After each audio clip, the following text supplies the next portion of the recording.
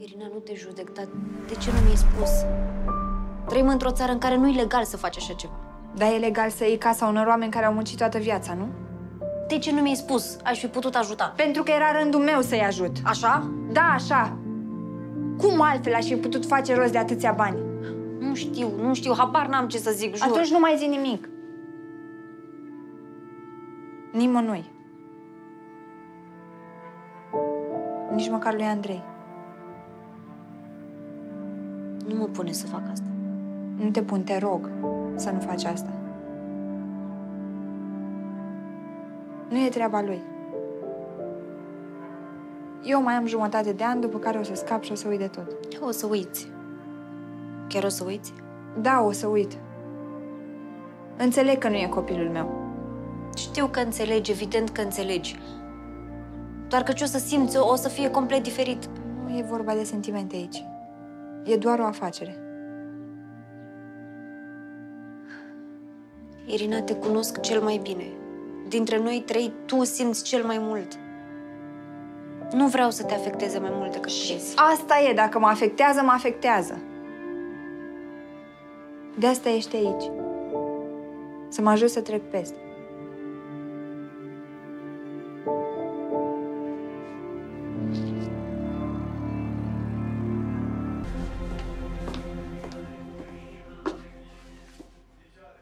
Stai ca fraierul și nu faci nimic. Așa nu-mi place. Adică eu mă dau de ceasul morții, mă agit pe la firmă ca fraiera și tu? Eu ce? Ce vrei să fac? Să lupți! Ți-a propus Andrei să te întorci la firmă și tu ca fraierul ai refuzat. Păi e frumos așa. Noi de ce stăm împreună? Alo! Să știi că banii nu se fac tolănit pe pat. Da? Până și Dănuț s-a întors la firmă. Dănuț? Da, Dănuț. E asistentul meu personal. Ce te miri așa? Uite-te bine la mine. Dacă nu faci ceva, eu divorțiez. Să fie clar. O să mâncați toți din palmă cât de curând.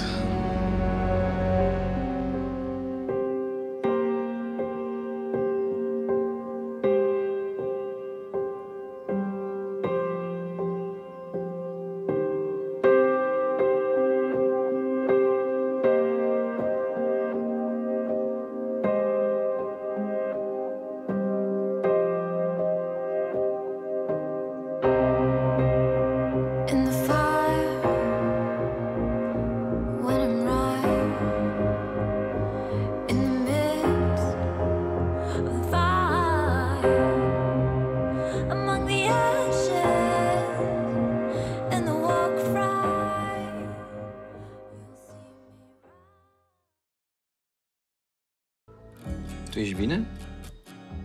Acum am mai relaxat.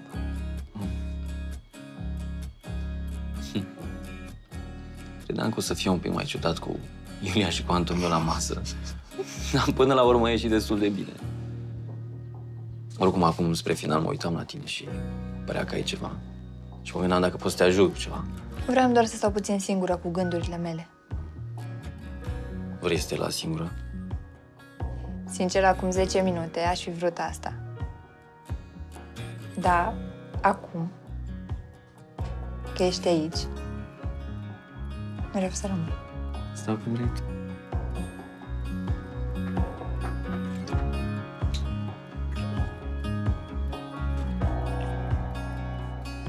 Nu vrei să încuiem ușa? Taci și continuă.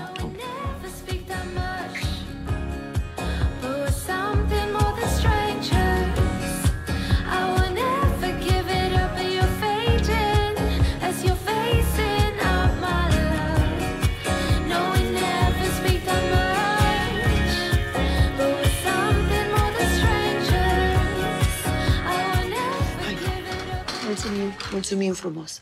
Mulțumesc. Plăcere. Mulțumesc. Poți să-mi spui și mie ce e așa amuzant? Tu. Îmi cer scuze, mi-e foarte greu să mă abțin să nu râd când îl văd cum se uită la mine. Hai, gata, potoliți-vă.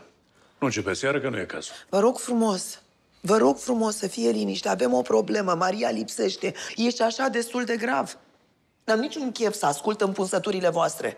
Sunteți doi bărbați în toată firea. Comportați-vă ca doi bărbați în toată firea. Mamă, ce bărbat e ăla care abuzează o femeie doar pentru că se simte el nesigur? Băi, stop! Cum îți permiți să vorbești tu așa cu mine, puștule, Cum îți permiți să-mi spui tu mie asta? Tu crezi că e singurul care e îngrijorat? Habar nu aveți de câte ori a trebuit să opresc să facă tâmpenii. Poftim? Poftim, e foarte ușor să vorbești fără să cunoști nici măcar un sfert din adevăr. E foarte ușor. E mult mai ușor să stai și să lovești așa în oameni, să dai cu parul în oameni, decât să stai să te gândești un pic, să pui cap la cap lucrurile. Îmi pare rău, mi-ai stors o lacrimă. E că ești penibil. Băi, tu crezi că eu mai eram aici dacă vreau să-i fac rău? Știți de câte ori am găsit-o mergând așa aiurea pe stradă, fără nicio țintă? Deodată am găsit-o după 3 zile. Habar n-avea cine era, habar n-avea unde era. Ca să nu mai zic de câte ori am încercat să o opresc, să nu se arunce de la balcon. Habar n-ai cum e să iubești pe cineva care vrea să se sinucidă. Ea asta vrea să se sinucidă, crede că e singura soluție. Habar n-ai. Un lucru e sigur. Puteai să fii un actor mult mai bun decât ești regizor. Bravo, Oscar, nota 10. Stop! Te rog, din suflet. Vreau și eu puțină apă. Mersi. Mersi.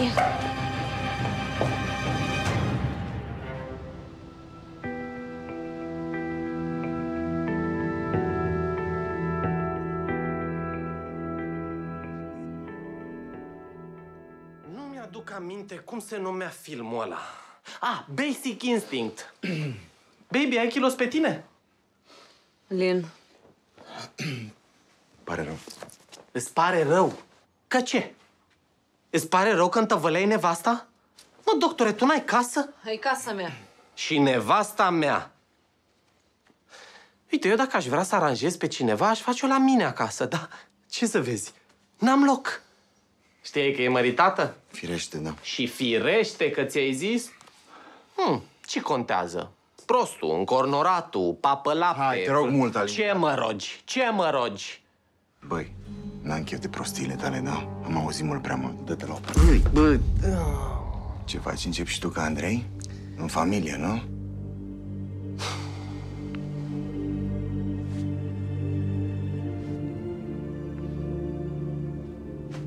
Hai.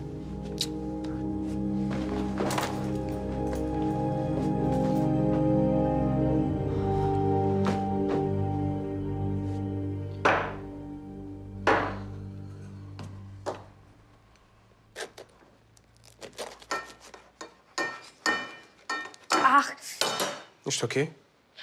Dă să văd. Sunt bine, doar o zgârietură. Hai că tai eu.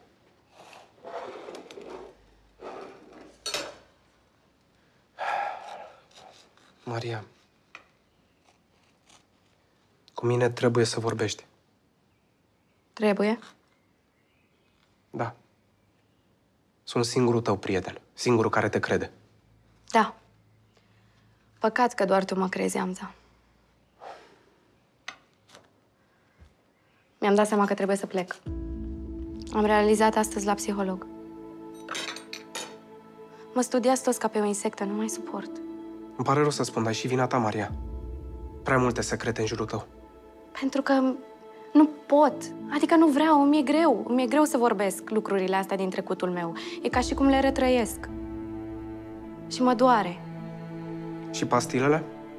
Că de fapt pastilele alea au îngrijorat-o pe mama. Vezi pastilele astea? Astea pentru Maria.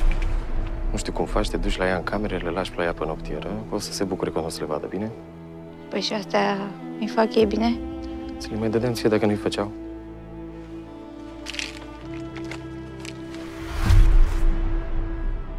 Tu nu știi de fapt ale cui sunt pastilele? Nu.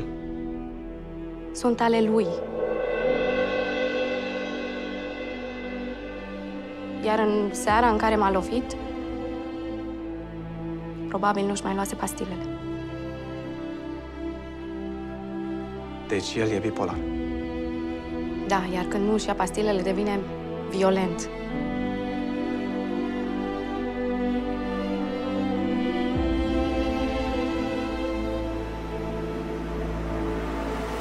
Ce episoi. Te-a luat prin surprindere atitudinea mea de mascul feroce? Nu ziceai tu mereu că sunt un fraier, că fac ăștia ai mei ce vor din mine? Uite, m-am gândit să mă schimb și o să încep cu tine. Mi-e rău. Hai că mă duc să fac duș. Stai acolo. Cum te cheamă pe tine? Lili. Care e numele tău întreg? Liliana. Numele tău întreg. Oprește-te. Liliana Oprea. Oprea. Deci ești soția mea, exact cum zice și numele. Hai că n-am chef de fițile tale. Am eu chef. Mi se rupe. Hai, că nu ești bărbatul meu și nu o să fii niciodată bărbatul meu. Ia, dă-te aici. Și știi de ce? Pentru că nu ești capabil să... Ai grijă. Lasă, că știm amândoi de ce am ales să mă căsătoresc. Altfel nici nu mă uitam la tine. Nu ești genul meu și nu o să fii niciodată pentru că nu ești în stare să fii bărbat. Lasă că ți-arăt ce înseamnă să fii bărbat.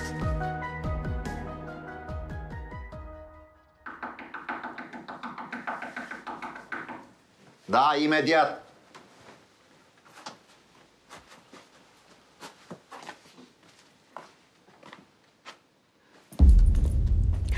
Andrioșa, sunt distrusă și nu știu unde să mă duc. Ce-ai pățit, Lili? Alin, Sunt total împotriva violenței, dar cred că ai meritat-o. Ioana.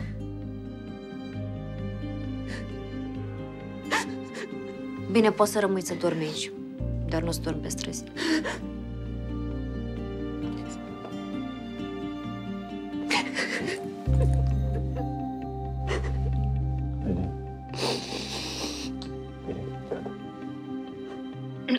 Lili. Gata, Lili. Scuze.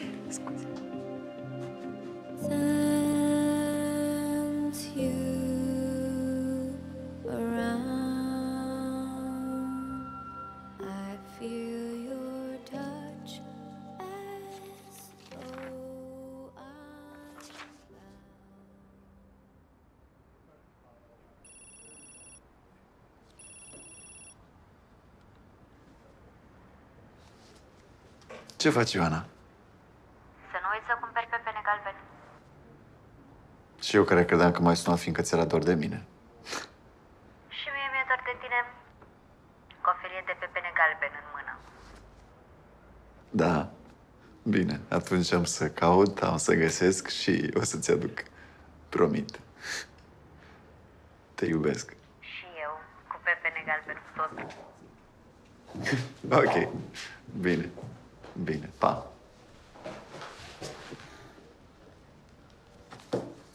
Poftim? Te căută Alin. Nu mă interesează. Da, nu... Adică nu vreau să mă bag, dar am înțeles că îi pare rău. Și mie. Că m-am căsătorit cu el. Și atunci de ce nu divorțezi, Lili? Da. Mi-a zis tăticul că nu e o combinație bună, dar nu l-am ascultat. Și uite, am ajuns la vorbele lui. O să divorțez. Da, nu acum. Să mai treacă puțin timp. Cum zici?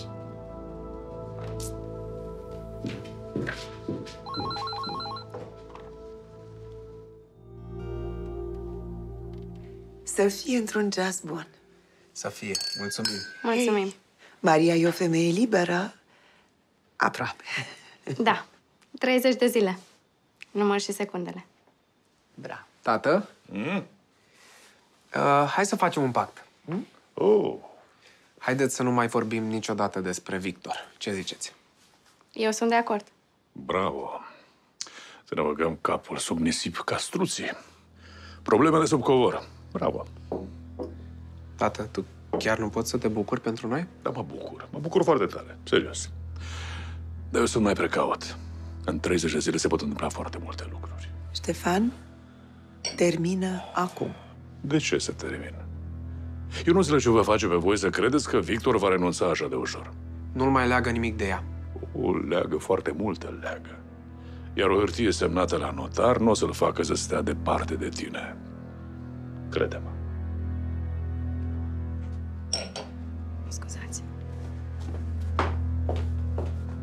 Acum ești mulțumit?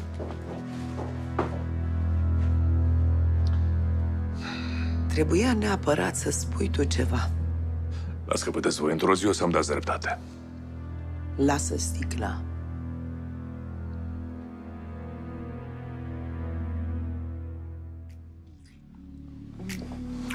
Adică nu știe momentul ăsta. Vreau să stai aici o săptămână. Stau cât vrei tu dacă mă faci să uit. De ce râzi? Ți-e pare amuzant ce zic? Nu. Pupă-mă. Măi, după noapte cu mine o să uiți și cum te cheamă. Atunci e perfect. Ai, exact cum mi-am imaginat. Taci.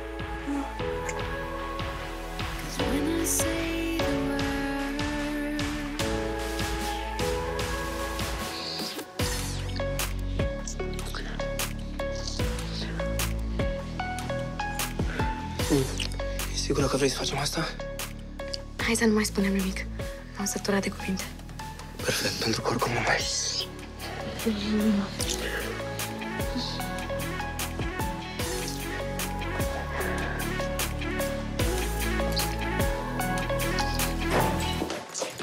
Opa! Narcisa, ce cauți aici? Rufe. Azi spăl și am venit să văd dacă ai rufe de spălat. Nu, nu am nimic. Dar dacă o să am, o să le spăl eu, mulțumesc. Tu? Ai? Narcisa, Bine. Vă las. nu pleci? Da. Scuze.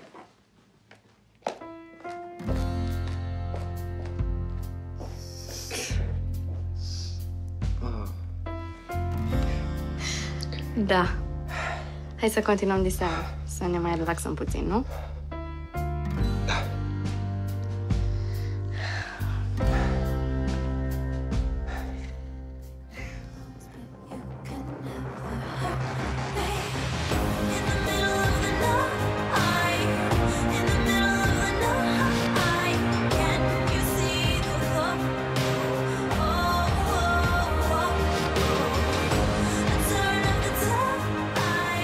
Maria,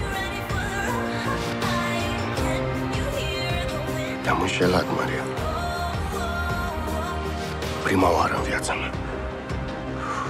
Tu stai seama ce-am făcut. Nu trebuia să fac asta. Nu trebuia, Maria, iubita mea, tu ești doar o victimă a nemerniciei mele, Maria. Sunt un bărbat nenorocit, sunt un ipocrit, sunt o jigodie de om, Maria, iar tu ești atât de bună. Tu ești atât de bună, Maria. Tu mă faci să-mi dau seama cât sunt de meschin și de nenorocit și de păcătos.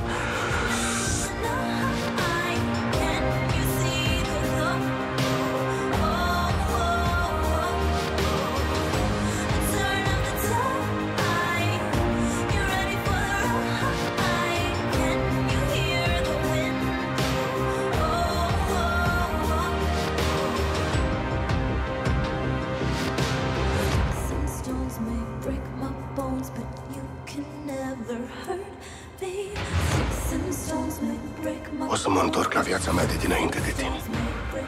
O să redevin eu. O să fiu eu, Maria. Doamne, ești viața mea.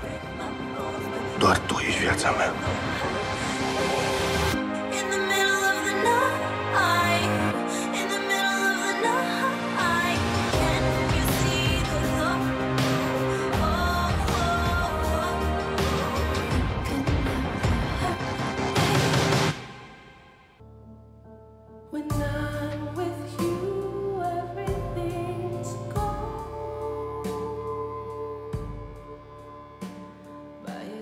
Și cu ce ocazie m-ai invitat la dans?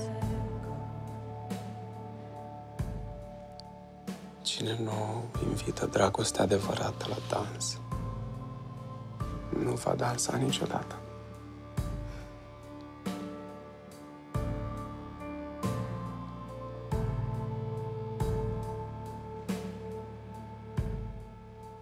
Asta e un fel de preludiu pentru ziua de mâine?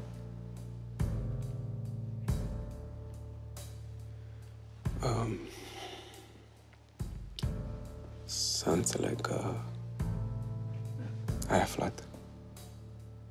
Cum să nu? Maria,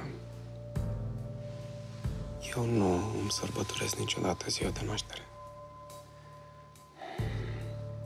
În ziua în care m-am născut, a murit mama.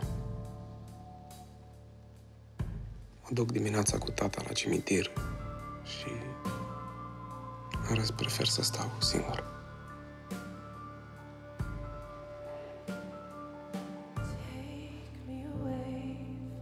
Parcă până acum erai singur. Iar acum ești cu mine.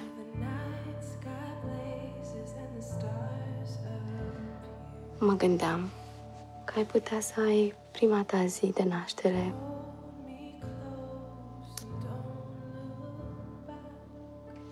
memorabilă. Ce zici?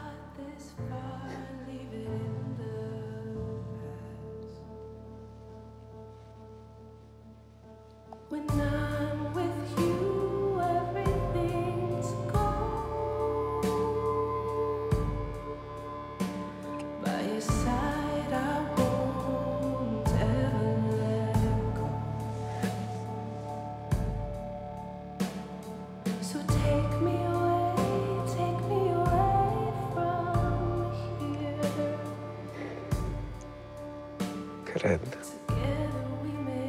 că știu ce cadou îmi doresc să-mi faci de ziua mea. Serios? Mhm.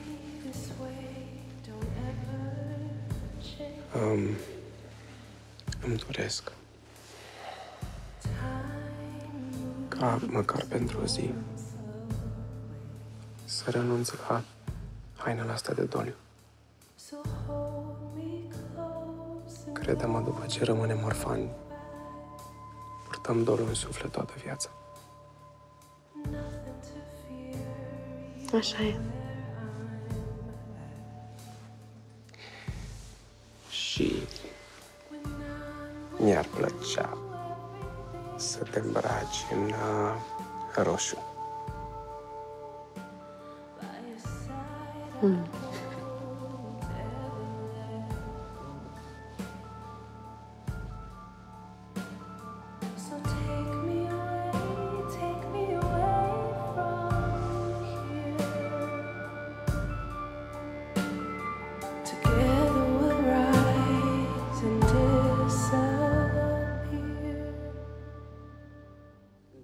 Nu mai pot, Ioana. Nu mai pot, pur și simplu. Deci nu... Am realizat ce am făcut și mi-am dat seama că mi-am distrus viața total. Și trebuie să fac ceva cât mai am timp. Tu chiar vrei să-i faci un copil divei? Uite, știu că sună cinic, mai ales că vine din partea mea.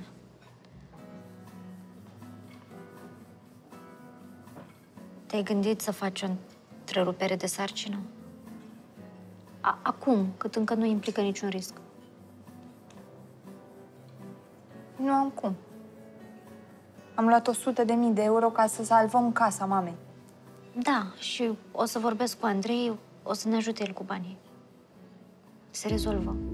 Nu m-am gândit niciodată la așa ceva. Nu. Nu pot să fac așa ceva.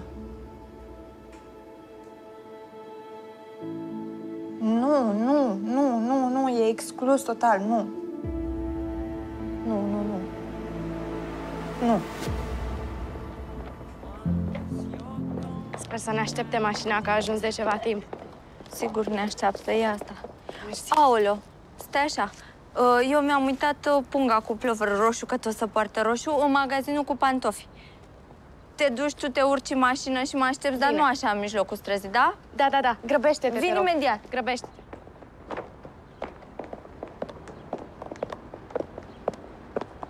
Bună ziua! Să știți că mai așteptăm pe cineva.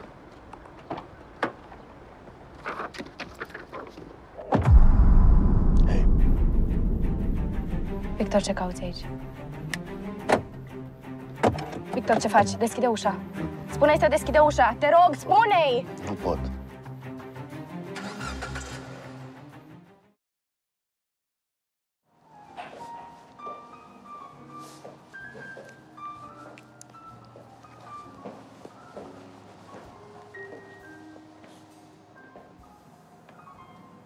Bună. O să stau? I feel your touch as though I'm bound. Îți stă foarte bine. Păcat că nu te-ai îmbrăcat pentru mine.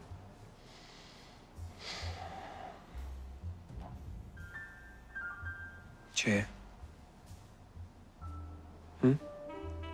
Ce mai e de zis? Sunt multe de spus. Normal. Ca întotdeauna.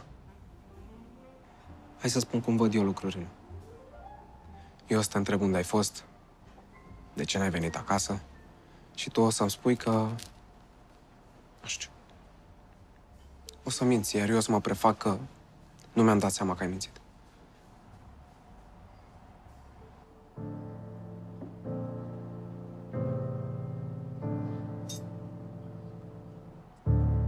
Uită-te la mine.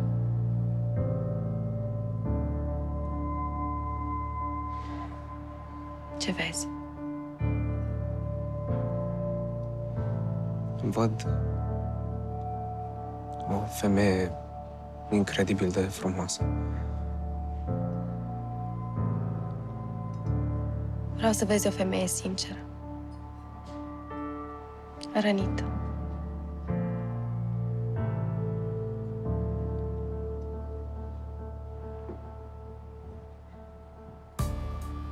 Și vreau să fii alături de mine. Dacă nici eu nu am fost alături de tine, nu putem să continuăm așa.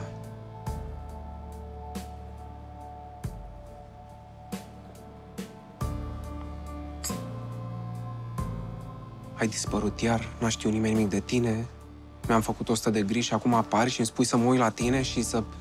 Stai puțin. Nu, tu stai puțin, ascultă-mă. Maria, crede-mă că m-aș uita la tine toată viața. Da? Așa? Am fost cu tatăl meu, care mi-a dat din nou viața peste cap. Și eu de ce nu știam că e aici? Pentru mine el nu mai există. Când am venit în București, am fost prima dată la el. Și nici măcar nu m-a primit în casă. Și? Acum? Ce s-a întâmplat? A apărut așa, din senin? L-a adus Victor.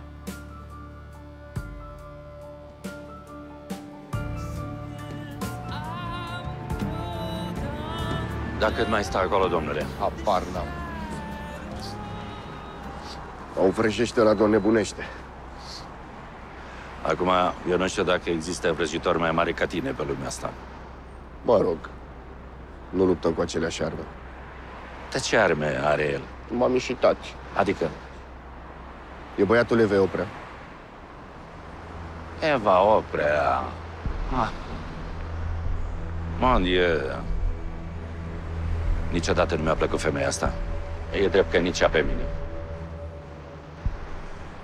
Dar cum a fi nimerit fata mea în combinația asta? Habar n-am. Mă rog, Monica i-a turnat o felul de tâmpenii, cum că ăștia ar fi familia ei, nu știu. Deci acum fata mea trebuie să aleagă între tine și băiatul Evei Oprea.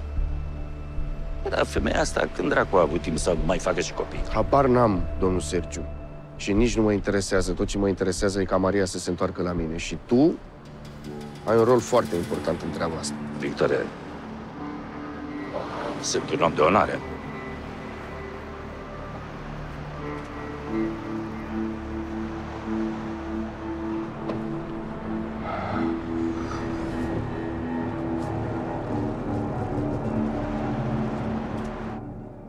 Mi-ai furat iubitul nenorocit. Ce vrea să zică că stă, că se regăsește și pleacă? Diva, habar n-am, nu știu ce... Habar n-ai? Nu. Bobby mă iubea înainte să apar cu șapă ordinară. Mă iubea pe mine, nu se gândea la nimic. Mi-a dat o pâine să mănânci. Gata, ajunge. Și voi ce vreți, mă? Să-mi dați 100.000 de euro pentru copilul meu? Păi neam de neamul vostru n-are bani să-mi plătească mie copilul. Dar eu nu înțeleg cum ai putut să faci asta. De fapt, cum ați putut să faceți asta amândouă? Cu riscuri. Cu mega riscuri, că eu sunt o femeie care trăiește în viața reală. Nu se dă cu parapanta ca o proastă. Îmi vreau copilul meu. Punct. Da. Și noi nu. O să intrăm la pușcărie toți. Atâta zic. Dar las că o să cauți și o să văd în baza cărei legi plătești o femeie să-ți facă un copil. În baza unui contract. Între mine, ea și tatăl copilului. Iar dacă e să ne turnăm, o să cădem toți și o să mergem la pușcărie, așa că ciocul mic și joc de glezne. Iar tu, Fandosito, prințeso, te aștept acasă cât mai repede, da? Iar pe voi nu vreau să vă mai văd niciodată în viața mea. O zi bună! La revedere!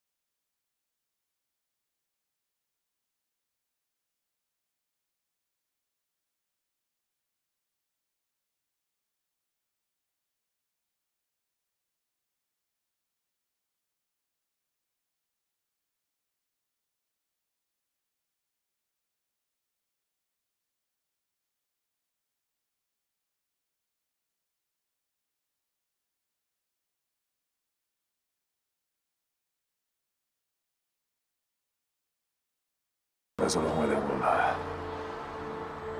Tot chinul ăla, toată suferința aia, și toți în jurul meu, zi și noapte, stau și se chinuie și ei și fac sacrificii. Nu. De ce? De ce? Pentru că te iubesc. Nu vreau să mă iubesc așa. Dar așa iubesc oamenii, Ștefane. Cu durere, cu răbdare. Cine iubește cu adevărat, te iubește și când îți petreci luna de miere în frecăței, cum mi-ai dat tu de înțeles. Și când ești pe morfină. Nu. Nu pot așa, eu nu vreau așa. Îi trag pe toți după mine în suferința mea. Și gândește-te la Ștefania. Ce o să facă ea când o să mă vadă cum mor în fiecare zi cât un pic? Cum mă sting? Nu, Ștefane. Aici e un loc fără durere și întristare și suspin. Nu mă minți?